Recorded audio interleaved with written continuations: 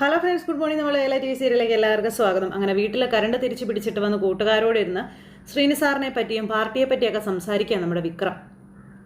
അപ്പോൾ ശ്രീനിസാർ കൈ ഒഴിഞ്ഞ രീതിയിലാണ് എന്ന് ഇവർ പറയുമ്പം ഒരിക്കലും അങ്ങനെയല്ലെന്നും ശ്രീനിസാർ നമ്മളെ സഹായിക്കാനായിട്ട് വന്നു കഴിഞ്ഞിട്ടുണ്ടെങ്കിൽ അത് പാർട്ടിയെ ബാധിക്കും, ഭരണത്തിലെ കക്ഷിയാണെന്നും നമ്മുടെ പേരിൽ എന്തെങ്കിലും ഇഷ്യൂ ഉണ്ടായിക്കഴിഞ്ഞാൽ അത് പാർട്ടി തലത്തിൽ ശ്രീനിസാറിനെ തന്നെ ബാധിക്കുമെന്നൊക്കെ പറഞ്ഞു. അപ്പോൾ പിന്നെ നമ്മൾ എന്താ ചെയ്യുക, ഇനി അധികം ദിവസമില്ല എന്ന് കൂട്ടുകാരിങ്ങനെ വിക്രത്തോട് പറയുമ്പോൾ വിക്രമാണെന്നുണ്ടെങ്കിൽ ആകെ ടെൻഷൻ അടിച്ച് നിൽക്കുക. അപ്പോൾ അത് തന്നെയാണ് ഞാൻ രാവും പകലും ആലോചിക്കുന്നത്. ഇനി നമ്മൾ അടിക്കുമ്പോൾ ഞടിക്കണം. ആ വാസവൻ്റെ ഉള്ളിൽ നമ്മളോടൊരു പേടി ഉണ്ടാകണമെന്നും വിക്രം പറയും. ആ പേടി ഉണ്ടായേ പറ്റൂ. അയാൾ വിചാരിക്കുന്നത് പോലെയല്ല നമ്മൾ പെരുമാറുന്നതെന്നുള്ള തോന്നൽ അയാൾക്കുണ്ടാവണമെന്ന് പറഞ്ഞു. അപ്പം നീ എന്തൊക്കെയാണ് വിക്രം ഈ പറയുന്നത്? വീട് കയറി ആക്രമിക്കാനോ? MLA-യുടെ വീടല്ലേ അത്? അയാളുടെ വീടിന് മുന്നിൽ സമരം ചെയ്താലോ എന്നൊക്കെ ഇവർ ചോദിക്കുമ്പോൾ എൻ്റെ പൊന്നിൻ്റെ സജീവ, നീ എന്തൊക്കെയാണ് പറയുന്നത്? സെക്രട്ടേറിയറ്റിൽ 100 രൂപ ദിവസവേതനം കൂട്ടിക്കിട്ടാനായിട്ട് എത്രയോ പാവപ്പെട്ട സ്ത്രീകൾ സമരം ചെയ്യുന്നുണ്ട്. ഇതുവരെ അത് വല്ലതും നടന്നിട്ടുണ്ടോ? നടക്കുന്ന കാര്യങ്ങൾ അതൊന്നും അല്ല. ആ വാസവനെ അങ്ങ് തട്ടിക്കൊണ്ട് പോയാലോ ഒരു സിസ്റ്റം മുഴുവനും നമുക്കെതിരാകും. അതൊന്നും ശരിയാവുന്ന കാര്യമല്ല എന്നും പറഞ്ഞുകൊണ്ട് ഇവരിങ്ങനെ സംസാരിച്ചുകൊണ്ടിരിക്കുന്ന സമയത്ത് 2 ഗുണ്ടകൾ അങ്ങോട്ടേക്ക് വന്നു. അപ്പോൾ 2 ഗുണ്ടകൾ അങ്ങോട്ടേക്ക് വന്നപ്പോൾ ജോസഫേ എന്ന് വിക്രം അങ്ങ് വിളിച്ചു. എടുക്കേണ്ട സാധനങ്ങളും എടുത്ത് അവരിങ്ങനെ വന്ന് അങ്ങ് നിൽക്കുക, അതായത് വിക്രത്തിൻ്റെ കൂട്ടുകാർ. അപ്പോൾ വിക്രം, ഞാനിപ്പോൾ നീയായിട്ട് അടിയുണ്ടാക്കാൻ വന്നതല്ല, ഞങ്ങളുടെ ആരുടെയും കയ്യിൽ ടൂൾസും ഇല്ല, വേണമെങ്കിൽ പരിശോധിക്കാമെന്നും പറഞ്ഞോ വന്നവർ 2 പേരും ഇങ്ങനെ സറണ്ടറായിട്ട് ഇങ്ങനെ നിൽക്കുക. ജോസഫേ എന്ന് പറഞ്ഞു വിക്രം. ജോസഫ് എന്ന് പരിശോധിച്ചു, ഓക്കെയാണ്. അപ്പോൾ ടൂൾസ് ഒന്നും ഇല്ല എന്ന് അവർ പറയുകയും ചെയ്തു. ഈ സമയത്ത് കയ്യിലുണ്ടായിരുന്ന ആ ഒരു സാധനവും മാറ്റി വെച്ച് ഇവരിങ്ങനെ നിൽക്കുക. അപ്പോൾ എടാ, ഞങ്ങൾക്ക് നിന്നോടൊരു കാര്യം പറയണം, പോണം, അത്രേ ഉള്ളൂ എന്ന് പറഞ്ഞു. അപ്പോൾ എന്താ കാര്യം പറയാൻ പറഞ്ഞു വിക്രം. അയച്ചത് വാസുവനായിരിക്കും അല്ലേ? അല്ലാതെ ഇതുവഴിക്ക് വരില്ലല്ലോ. അത് കൊള്ളാം. കൊല്ലാൻ അയച്ചവനെ തന്നെ ദൂതനാക്കി വിട്ടിരിക്കുന്നു. എന്താ നിനക്ക് പറയാനുള്ളത് എന്ന് ചോദിക്കുമ്പോൾ അവന്മാർ 2 പേരും പരസ്പരം അങ്ങോട്ടും ഇങ്ങോട്ടും നോക്കുക. അപ്പോൾ പറയണം, അപ്പോൾ സാറിന് നിന്നോടൊന്ന് സംസാരിക്കണമെന്ന് പറഞ്ഞു.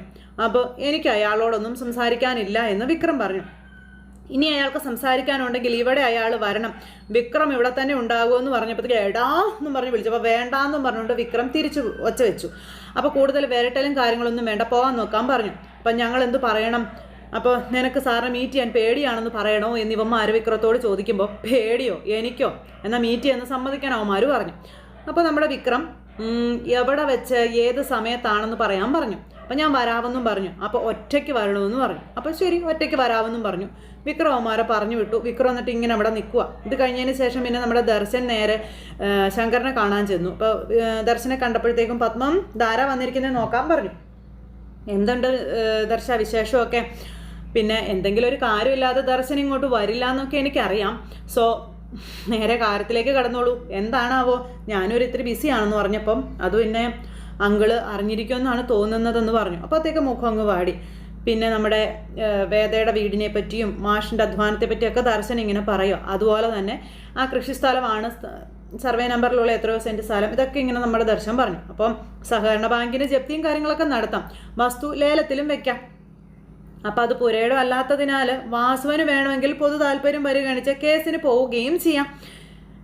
ബാക്കി കാര്യം നിശ്ചയിക്കേണ്ടത് കോടതിയല്ലേ എന്നും അദ്ദേഹം ചോദിച്ചു കേട്ടോ. അപ്പോൾ രാഷ്ട്രീയക്കാരൻ്റെ കയ്യൂക്കിൻ്റെ ബലമൊക്കെ അവർ കാണിക്കുന്നുണ്ടല്ലോ, കേസും കോടതിയും അതൊക്കെ പിന്നീടുള്ള കാര്യമല്ലേ എന്ന് ചോദിക്കുമ്പം അങ്ങനെ എന്തെങ്കിലും സംഭവിച്ചാൽ അവിടെ അയാൾക്കെതിരെ സ്യൂട്ട് ഫയൽ ചെയ്യണം, അത്രയല്ലേ കാര്യമുള്ളൂ എന്നും അദ്ദേഹം ചോദിച്ചു കേട്ടോ. അല്ല, അതൊക്കെ പിന്നീടുള്ള കാര്യങ്ങളല്ലേ അങ്കിൾ, ഈ ജപ്തി നടപടികളിൽ ഒന്ന് അവസാനിപ്പിച്ച് കിട്ടിയാലോ, അതിനൊരു സ്റ്റേ വാങ്ങിയാലോ, തൽക്കാലം പ്രശ്നങ്ങളൊക്കെ തീരില്ലേ എന്ന് ചോദിക്കുമ്പം അതൊക്കെ അവരുടെ തീരുമാനങ്ങളല്ലേ എന്ന് ദർശനോട് അങ്കിൾ ചോദിക്കുക. അപ്പോൾ അങ്കിൾ ഇതിലൊന്ന് ഇടപെടണം എന്ന് നമ്മുടെ ദർശൻ പറഞ്ഞു, പ്ലീസ്. അപ്പോൾ കോടതിയിൽ വരുന്ന കേസുകൾക്ക് തീർപ്പ് കൽപ്പിക്കാൻ മാത്രമുള്ള അധികാരമേ എനിക്കുള്ളൂ. നാട്ടിലെ മുഴുവൻ കേസുകളും തെരഞ്ഞു നടന്ന് പരിഹാരം കാണുക എന്നുള്ളത് അതെനിക്ക് ബുദ്ധിമുട്ടുള്ള കാര്യമാണ് ദർശൻ. അപ്പോൾ വേദ എന്നെ വിളിച്ചിരുന്നു, ഞാൻ ഇടപെടണമെന്ന് അവൾ പറഞ്ഞോ?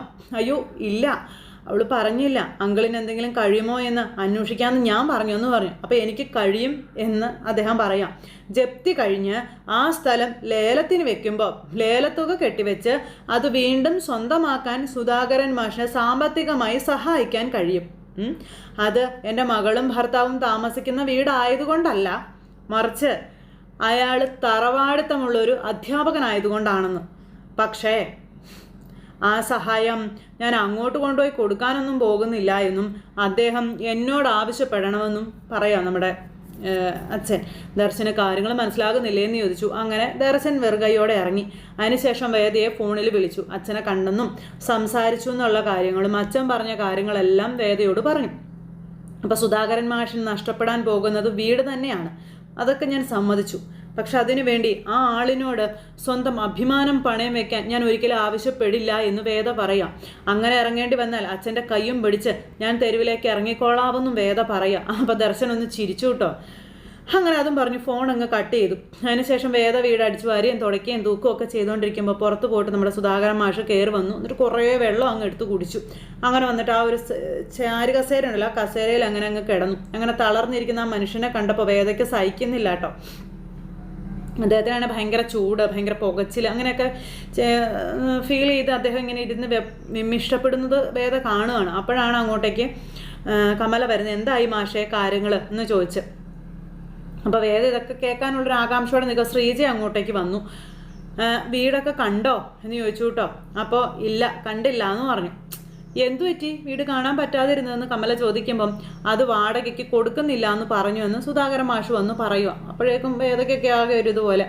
ഇന്നലെ വിളിച്ച് അവർ ചെല്ലാൻ പറഞ്ഞിട്ടല്ലേ അച്ഛൻ ചെന്നതെന്ന് ചോദിക്കുമ്പം ആ അതെ, അതിന് ശേഷമാണ് അവരോട് വീട് കൊടുക്കരുതെന്ന് പറഞ്ഞതെന്നുള്ള കാര്യം പറഞ്ഞപ്പോൾ ആര് പറഞ്ഞത്? ആർക്കാണോ ഈ വീട് പൊളിച്ച് നമ്മളെ തെരുവിലാക്കണമെന്ന് ആഗ്രഹം അവർ തന്നെയാണ് അത് പറഞ്ഞതെന്ന കാര്യം പറയുവാണ് നേരം മാഷ്. അങ്ങനെ മാഷ് അവിടെ സങ്കടപ്പെട്ടിരിക്കുന്നു. അതിനുശേഷം അത്യാവശ്യം വസ്ത്രങ്ങൾ മാത്രം പെട്ടിയിലാക്കി വെക്കാൻ എല്ലാവരോടും പറ, എല്ലാം കൊണ്ട് പുറത്തിറങ്ങുന്ന ദിവസം നമുക്കൊരു യാത്ര പോകാമെന്നും അച്ഛൻ പറയുക. അപ്പോൾ എവിടേക്കാണെന്ന് ചോദിച്ചു വേദ. അപ്പോൾ അദ്ദേഹം വേദ ഇങ്ങനെയൊന്ന് നോക്കി. അപ്പോൾ അത് അറിയില്ല എന്ന് മാഷ് വേദയോട് പറഞ്ഞു.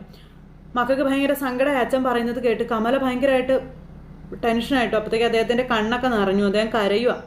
അപ്പോൾ ജീവിതത്തിൽ എല്ലാവരും മോക്ഷത്തിന് വേണ്ടിയാണല്ലോ ഓരോ സ്ഥലങ്ങളിലൂടെ പോകുന്നത്. ആ മോക്ഷം തന്നെയാണല്ലോ. നമുക്കും ഒരു മോക്ഷത്തിന് വേണ്ടിയുള്ള യാത്ര പോകാമെന്ന് അദ്ദേഹം പറയുക. പഠിക്കാനൊക്കെ പണ്ടേ മണ്ടനായിരുന്നു. അവനിപ്പോൾ UK ഒരു സൂപ്പർ മാർക്കറ്റ് നടത്തുക. അപ്പോൾ വൈഫ് അവിടെ നേഴ്സാണെന്നും നാട്ടിൽ അവരൊരു വീട് പണിതിട്ടുണ്ട്, പ്രധാനമായും വാടകയ്ക്ക് കൊടുക്കാൻ വേണ്ടിയിട്ടാണ് അവനിപ്പോൾ നാട്ടിലുണ്ട്. ഇന്ന് കണ്ടിരുന്നു ഞാൻ അവനെ എന്ന് പറഞ്ഞ് താൻ പഠിപ്പിച്ച ഒരു സ്റ്റുഡൻറ്റിനെ പറ്റിയൊക്കെയുള്ള കാര്യങ്ങൾ നമ്മുടെ മാഷ് ഇങ്ങനെ അവിടെ നിന്നു പറയാം. വാസുവിൻ്റെ ഭീഷണി അവനും അറിഞ്ഞിരുന്നു. അവൻ എന്നോടൊരു ചോദ്യം ചോദിച്ചു എന്ന് മാഷു പറയാം. കളം വാങ്ങി കുളം തോണ്ടിയ മാഷൊക്കെ എങ്ങനെയാ മാതൃകാ അധ്യാപകനായത് എന്ന്.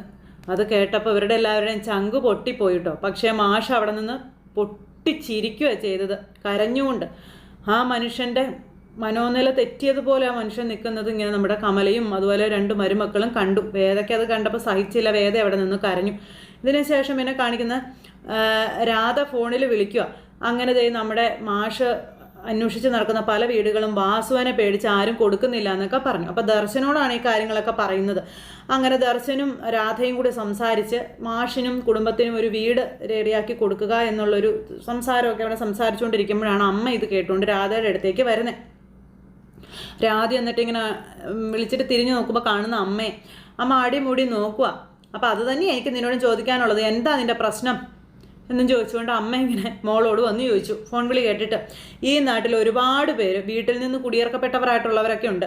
അവരുടെയൊക്കെ പ്രശ്നം തീർക്കാൻ നീയാണോ ഉള്ളത്? അപ്പോൾ എല്ലാവരെയും പോലെ അല്ലല്ലോ അമ്മ ഇത്, ആണോ? ഇവർക്കെന്താടി കൊമ്പുണ്ടോ എന്ന് അമ്മ രാധയോട് ചോദിച്ചു. കൊമ്പില്ല, പക്ഷേ സ്നേഹമുണ്ട്, അലിവും ഉണ്ട്, സഹായിക്കാനുള്ള ഒരു മനസ്സും ഉണ്ട്. എടി, നിന്റെ അലിവുണ്ടായിട്ട് വേണ്ട അവർക്ക്. മാഷിനും ഭാര്യയ്ക്കും ഘടാഘടിയന്മാരായ 3 ആൺമക്കളാണ് ഉള്ളത്. അവർക്ക് കഴിയാത്തതൊന്നും നീയായിട്ട് ചെയ്യാൻ പോകണ്ടെന്ന് പറഞ്ഞു. ഭക്ഷണമായിട്ടും സ്കൂൾ ഫീസായിട്ടും യൂണിഫോമായിട്ടും ഓണക്കോടിയായിട്ടും ഒക്കെ ഒരുപാട് അനുഭവിച്ചതല്ലേ അമ്മേ. അമ്മയ്ക്ക് മറക്കാൻ പറ്റുന്നത് പോലെ എനിക്കിത് മറക്കാൻ പറ്റില്ല എന്ന് പറഞ്ഞു രാധ. അന്നേരം ഒരു കാരുണ്യമതി. എന്നിട്ട് നീ എന്ത് ചെയ്യാൻ പോവാടി?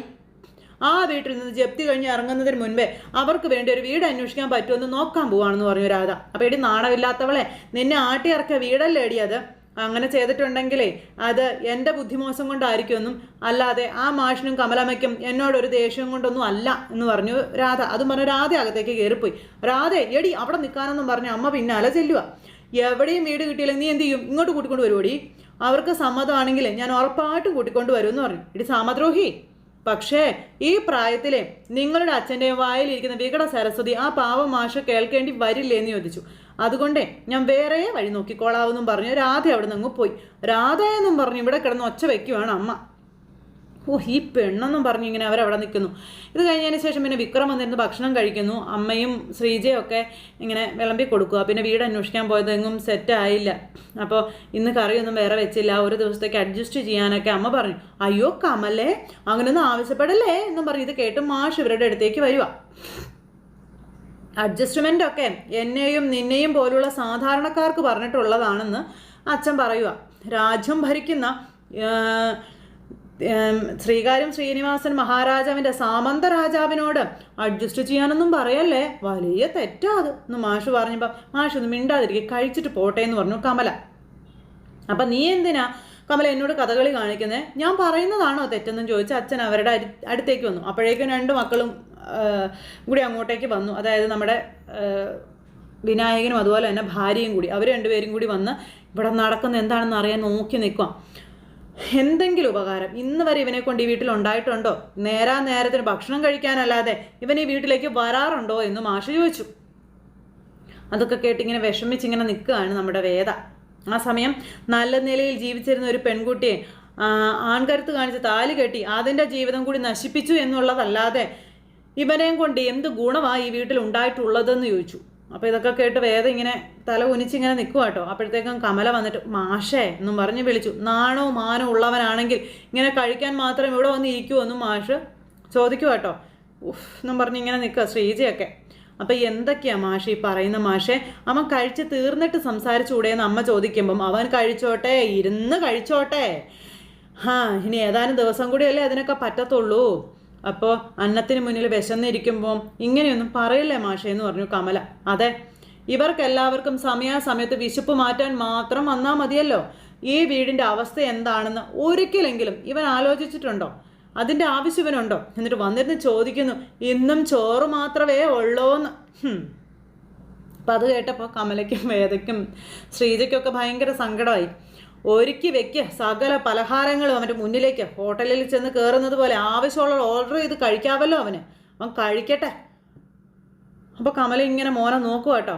ബാങ്കിലെ കടം തീർക്കാനുള്ള പകുതി പൈസ വിനായകൻ തരാമെന്ന് സമ്മതിച്ചപ്പോൾ ഇവൻ എന്തായിരുന്നു പറഞ്ഞത്? ആ കടം ഞാൻ ഒറ്റയ്ക്ക് വീട്ടിക്കൊള്ളാമെന്ന്. എന്നിട്ട് എന്തായി? ഈ അവസ്ഥയിലേക്ക് നമ്മളിപ്പോൾ എത്താൻ കാരണം ഇവൻ ഒറ്റൊരാൾ മാത്രമല്ലേ എന്നും മാഷി ചോദിച്ചു. അതിനും കമലയ്ക്ക് മറുപടിയൊന്നുമില്ല. അതിനെക്കുറിച്ചുള്ള ഒരു ചിന്ത പോലും ഇല്ലാതെ നിന്നോട് ഇങ്ങനെയൊക്കെ ചോദിക്കാൻ ഇവന് കഴിയുന്നുണ്ടല്ലോ കമല, ഇവനൊക്കെ ഒരു മനുഷ്യനാണോ എന്ന് ചോദിച്ചുകൊണ്ട് ദേഷ്യപ്പെട്ടു. അന്നേരം മാഷേ എന്നും പറഞ്ഞ് ഇങ്ങനെ വിളിക്കുക കേട്ടോ കമല.